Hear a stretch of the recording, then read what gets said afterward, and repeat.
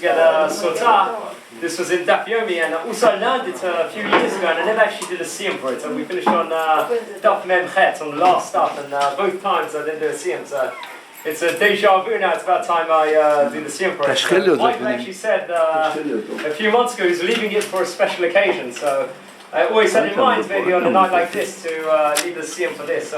Just to connect something from the Gemara itself, I think the main the main highlights of Sotah is that in the Daf Tet till Yud Dalet really is a whole, we see the whole blueprint for the Torah, all that Gadata we can imagine to see, all the episodes from the 5 books of the Chumash Torah is actually featured in between Daf Tet till Yud Dalet. We see everything, all the episodes of Pharaoh and everything we see from Moshe Rabbeinu, from Yosef HaTzadik, how Am Yisrael evolved to go outside of Egypt. It's like a Haggadah in its own right, those 6 stuff in, it's all included together. And we see like the mitzvah of, especially of Purubu, like in those stuffim, they came together where it talks about Shifra and Pua, how they come together to, to bring out the babies all throughout those dafim. And one interesting thing, which I'm going to say tomorrow inside my speech, obviously many of you won't be there tomorrow because of work issues and stuff like that.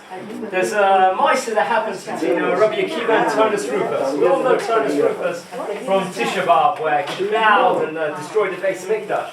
But we actually see Turnus Rufus also, he actually asks the question, what creation is better? The creation of God, Hashem, or the creation of man in its own entity? So Rabbi Akiva says, man, whatever Ben Adam does, man does, is actually a greater essence than what Hashem does. So, this is a perplexing question. Turnus Rufus looks like the innocent guy here, like defending Hashem, and the Rabbi Akiva seems like he's going all for man. But Rabbi Akiva then he says to his wife, he says, look, I've got 3 different ingredients here. I've got water, I've got wheat, and also I've got spices. You, please, Mrs., make me the chalot, the bread. So she makes like a fragrant, incredible bread, the most incredible one you can imagine.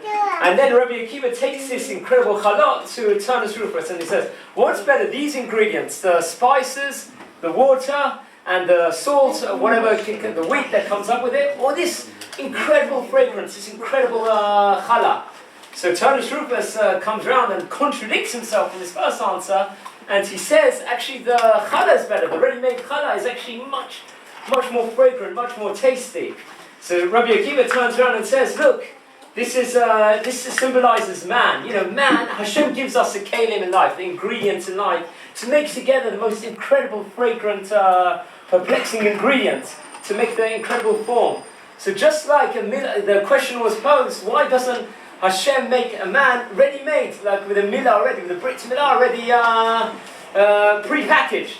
So it's there for man to come and to perfect oneself, especially on the 8th day or whatever it may be. If it's a righteous convert coming at a later stage in life, or someone that has to do a bris at a later stage, many years later, it's up to man to actually come and perfect themselves in that essence.